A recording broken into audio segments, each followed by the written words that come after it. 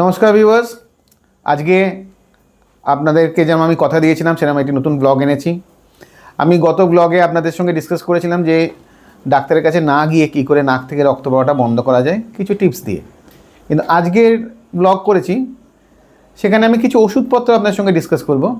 নাক থেকে রক্ত পড়াটা অনেকে দেখা যায় ক্রনিক মানে কি একটা টেন্ডেন্সি। এই টেন্ডেন্সিটা কেন হয়? অনেকে দেখা যায় যে ধরুন কোয়াগুলেশন টাইম, ব্লিডিং টাইম এগুলো হয়তো লেনদেন বা বড়, তার মানে কি তাদের হয়তো ব্লিডিং একবার শুরু হলে থামতে সময় নেয়, বা কোয়াগুলেশন টাইম সেটা বেশি, মানে কি রক্ত নাক থেকে বা শরীর থেকে কোথাও বেরোলে সেটা তো জমাট বাঁধতে সময় নেয়, মানে অনেকক্ষণ সময় লাগে সেটা হতে। তার হলে কি হবে, আমাদের শরীর থেকে রক্তের পরিমাণ বেশি বেরিয়ে যাবে, আমরা টেনশন করব, আমরা অ্যাংশিয়াস হয়ে যাব, বাড়ির লোকে ছোটাছুটি করবে, দৌড়াদৌড়ি করবে। তো সেই জন্য প্রাথমিক আমাদের হোমিওপ্যাথিতে কিছু ভালো ভালো মেডিসিন আছে যেটা এটাকে অনেকটা ব্লক করতে সাহায্য করে। ফার্স্ট মেডিসিন কি? ফেরামফস 6x বা 3x, যেটাই থাকবে বাড়িতে সেটাই ওই 8-10টা ট্যাবলেট একটু গুঁড়ো করে দেবেন, দিয়ে পেশেন্টকে 10 মিনিট 15 মিনিট বাদ খাওয়ান। সেটা যদি গরম জলে পারেন তা খুব ভালো, একটু গুলে খাইয়ে দেবেন। যদি গরম জল না থাকে ডাইরেক্টলি খাওয়ান, তাতেও কাজ হবে। নেক্সট মেডিসিন কি? হ্যামামিলিস মাদার টিনচার, একটি মাদার টিনচার, যেটা আপনি 30-40 ফোঁটা করে 10 মিনিট 15 মিনিট বাদ দিন, রক্ত পড়া অবশ্যই বন্ধ হবে। অনেক ক্ষেত্রে দেখা যায় যে হ্যামামিলিস মাদার হয়তো কাজ দিচ্ছে না, সেই ক্ষেত্রে আপনার মিলিফোলিয়াম মাদারটা খুব ভালো। মিলিফোলিয়াম মাদার ওটাও ওরকম হ্যামামিলিসের মতন 30-40 ফোঁটা করে দিন, সেটাও ভালো কাজ দেবে। আর তার সঙ্গে আরেকটা ভালো ওষুধ বলে রাখছি যেটা ভীষণ কাজে দেয়।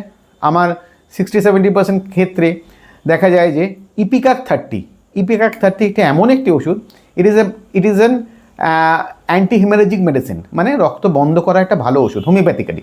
তো ইপিকাক 30 আপনি ওই জলের মধ্যে 3-4 ফোঁটা করে দিয়ে আপনি 10 মিনিট 15 মিনিট 20 মিনিট বাদ খাইয়ে যান, দেখুন যে 3-4 ঘন্টার মধ্যে নাকের থেকে রক্ত পড়া বন্ধ হয়ে যাবে। এবং যখন রক্ত পড়া বন্ধ হবে তখন ওষুধের ডোজটাকে কমিয়ে দিন, মানে ঘন্টাটা বাড়িয়ে দিন। হয়তো দেখুন প্রথমে যেমন 10 মিনিট 15 মিনিট 20 মিনিট করছিলেন, তারপর থেকে হয়তো 2 ঘন্টা, তারপরে 4 ঘন্টা, তারপর থেকে হয়তো দিনে 2 বার, এরকম 2-3 মাস খাওয়ান, দেখুন রোগটা সেরে যাবে।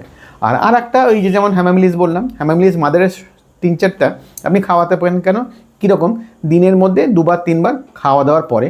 আর ইপিকা খাওয়াবেন যেহেতু পোটেন্সি ওষুধ, ওটা খালি পেটে দিনে 2-3 বার, সকাল বিকাল রাত্রি খাওয়ার আগে খাওয়াতে পারেন। এই যে ওষুধগুলো বললাম, ফেরামফস মনে রাখবেন, হ্যামামিলিস মাদার মনে রাখবেন, মিলিফোলিয়াম মাদার মনে রাখবেন, আর পোটেন্সির মধ্যে ইপিকাক 30 মনে রাখবেন। এইগুলো নাক থেকে রক্ত পড়া বা শরীরে যে কোনো ক্ষতস্থান থেকে হঠাৎ করে বেশি রক্ত পড়ে যাওয়াটা খুব ভালো ওষুধ।